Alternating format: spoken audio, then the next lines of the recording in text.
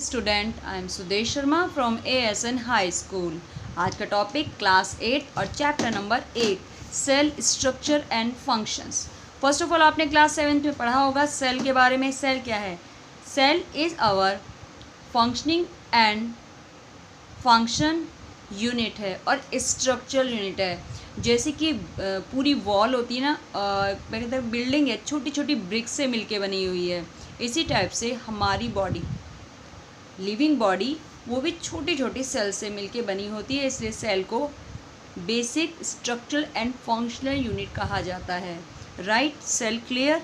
Cell is the functional and structural unit of any living organism. Okay, cell के बारे में आज हम बात करेंगे। सेल के बारे में किसने सबसे पहले बताया? दिस इज़ रॉबर्ट हुक, जिन्होंने 1665 में सबसे पहले सेल की डिस्कवरी की in a thin slice of cork. Cork किसे कहते हैं?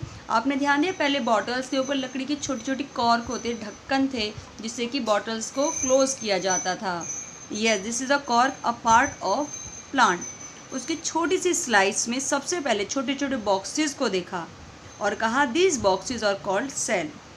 दीज बॉक्सेस ऐसे जैसे वो नहीं था, मधुमक्खी का छत्ता होता है, द हनी कॉम में जैसे छोटे छोटे कंपार्टमेंट्स बने होते हैं, बॉक्सेस बने होते हैं, इसी टाइप से हमारी बॉडी छोटी छोटी सेल से मिलके बनी होती है।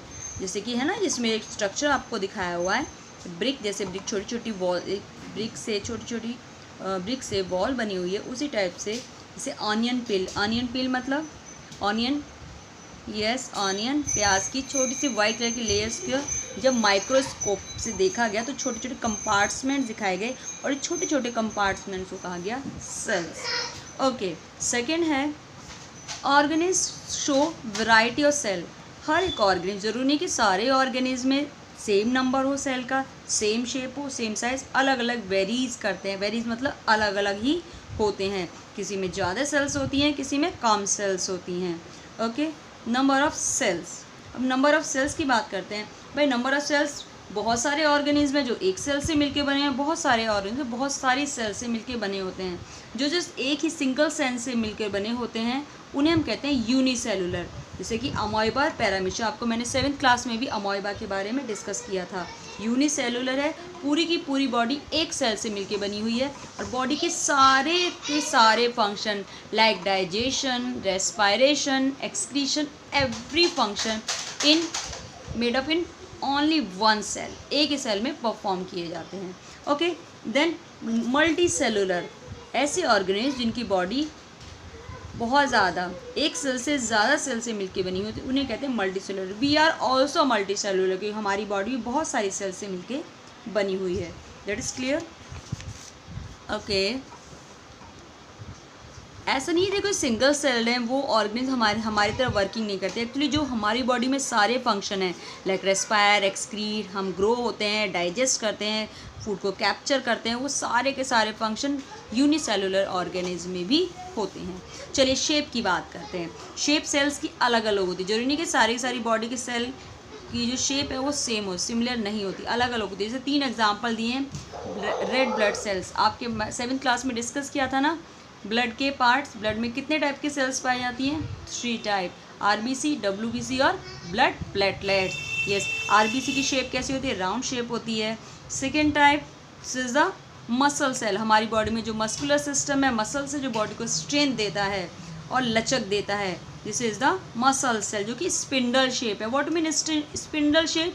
मिडिल में थिक है और दोनों साइड से थिन, पतले होते हैं। And then other type of nerve cells, पूरे बॉडी का नर्वस सिस्टम जिसे हम बाहर के एटमॉस्फेयर के में जानते हैं, और जैसे कि सर्दी का लगना, गर्मी का लगना, एहसास, फीलिंग होना, that is perform by nerve cells. Nerve cells क्या होती है? ब्रांच्ड होती हैं। ओके, अब आगे साइज ऑफ द सेल। भाई साइज ऑफ द सेल का साइज बहुत ही माइन्यूट होता है। एटलीस्ट हम उन्हें अपनी नेक्ड आई से नहीं देख सकते। सेल को देखने के लिए नेक्ड आई से सिर्फ आप एक सेल को देख सकते हो, जो सबसे बड़ी सेल मानी तो होती है एग सेल। यू नो, अंडा, एक एग सेल क्या है? वो सिंगल सेल होती है जिन्हें हम नेक्ड आई से देख सकते हैं। अदरवाइज सेल्स को देखने के लिए हम एक इंस्ट्रूमेंट यूज़ करते हैं, these are called microscope. Yes, 6 smallest cell की जो मेजरमेंट है 0.1 × 0.1 माइक्रोमीटर मीन 1 मल्टीप्लाई 10⁻⁻7 मीटर के, इतनी छोटी होती है। और जो लार्जेस्ट सेल का साइज़ 170 mm इंटू 130 mm के बराबर होता है, जो कि किसकी होती है? ऑस्ट्रिच। यस, वर्ल्ड में सबसे बड़ी सेल ऑस्ट्रिच के ही एग की ही होती है। चलिए भाई, अब एक बात और है कि भाई अगर सेल बड़ी है तो मतलब बॉडी भी बड़ी है, सेल छोटी तो बॉडी छोटी है, ऐसा कुछ नहीं होता। Actually it's the depend on the number of the cell. ऐसी बात नहीं है एलिफेंट अगर बड़ा है तो उसकी सेल्स बड़ी होंगी, नो। एक्चुअली उसकी में एलिफेंट में बहुत सारी सेल्स होंगी, ओके, ये वेरीज नहीं करता। अब सेल का स्ट्रक्चर कैसा होगा, स्ट्रक्चर एंड फंक्शन कैसा है। सेल का स्ट्रक्चर के बारे में अगर हम बात करते हैं तो सेल का स्ट्रक्चर तो डिफ़र हो सकता है। सबसे पहले आपको ये जानना है कि सबसे पहले छोटी छोटी सेल्स मिलके एक साथ वर्किंग करने के लिए टिश्यूज़ बनाती हैं। Yes, tissue is a group of cells. फिर टिश्यूज़ मिलके बॉडी के ऑर्गन्स बनाते हैं और ऑर्गन्स मिलकर एक पूरी बॉडी को मेड करते हैं, परफॉर्म करते हैं। ओके, जैसे डाइजेस्टिव सिस्टम थे, छोटे छोटे पार्ट्स मिलके अलग अलग एक साथ पूरा डाइजेस्टिव सिस्टम बनाते हैं। इसी टाइप से बॉडी की छोटी छोटी सेल्स मिलके टिश्यूज़ बनाती हैं। टिश्यूज़ फिर बनाते हैं क्या? एक बॉडी का ऑर्गन बनाते हैं और बॉडी ऑर्गन मिलके पूरी बॉडी को बनाते हैं, जिसमें डिफरेंट फंक्शंस होते हैं। ओके बच्चों, आज के लिए इतना ही। नेक्स्ट पार्ट में हम सेल के पार्ट्स के बारे में बात करेंगे।